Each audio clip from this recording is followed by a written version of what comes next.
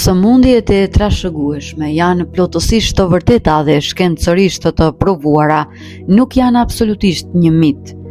Genet tona, të cilat i marrim gjysmën nga nëna dhe gjysmën nga babai, mbajnë kodin e udhëzimeve për ndërtimin dhe funksionimin e të gjithë trupit. Nëse në këtë kod ka një gabim, mutacion gjenetik, ai gabim mund të kalojë te brezat e ardhshëm. Megjithatë, rreth kësaj teme ka shumë keq kuptime që shpesh njerëzit i bëjnë të mendojnë se është një mit ose një fat i paracaktuar. Për ta kuptuar më saktë, duhet i ndajmë sëmundjet në dy grupe të mëdha.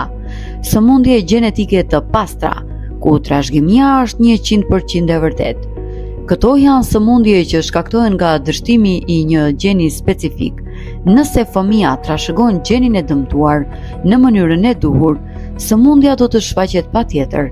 Nuk ka lidhje me stilin e jetesës.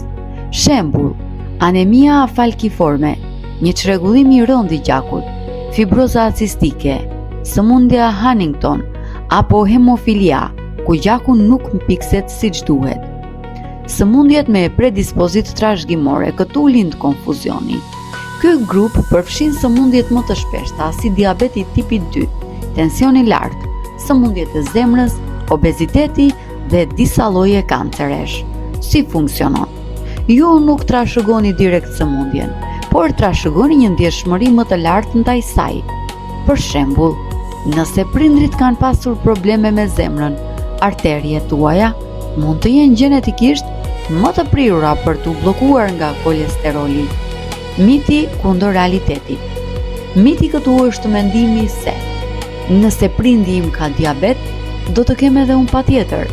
Realiteti është se gjenetika thjesht mbush armën, por stili i jetesës, ushqimi, stresi, mungesa e aktivitetit fizik është ai që tërheq këmbësën. Pse disa njerëz mendojnë se është mit? Konfuzioni vjen shpesh sepse njerëzit ngatërojnë gjenet e përbashkëta me zakonet e përbashkëta familjare. Nëse në një familje të gjithë vuajnë nga obeziteti apo tensioni lart, kjo nuk ndodh gjithmonë për shkak të gjenit. Ndodh sepse anëtarët e asaj familjeje ndajnë të njëjtën kuzhinë, gatuajnë me shumë yndyrë, krip, hanë shumë brumra dhe nuk bëjnë aktivitet fizik. Në këtë rast, ajo që trashëgohet nuk është sëmundja, por stili i gabuar i jetesës.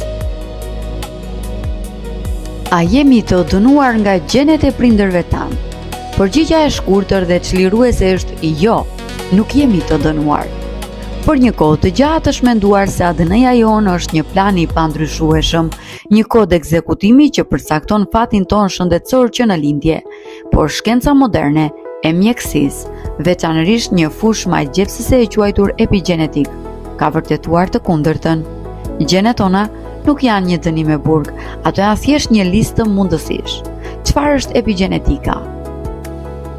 Nëse gjenet tona janë si rregullat e shkruara të një loje, epigjenetika është mënyra se si ne luajmë atë lojë.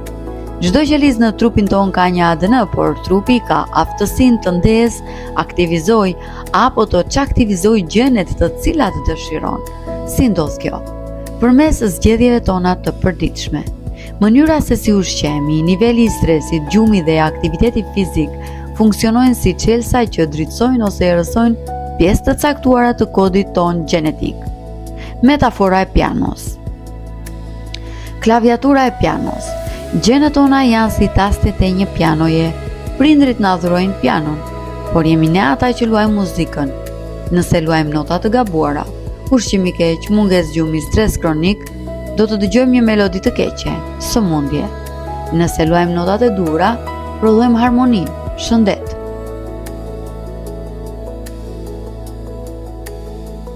Përjashtimi kur gjenet janë vërtet dënim.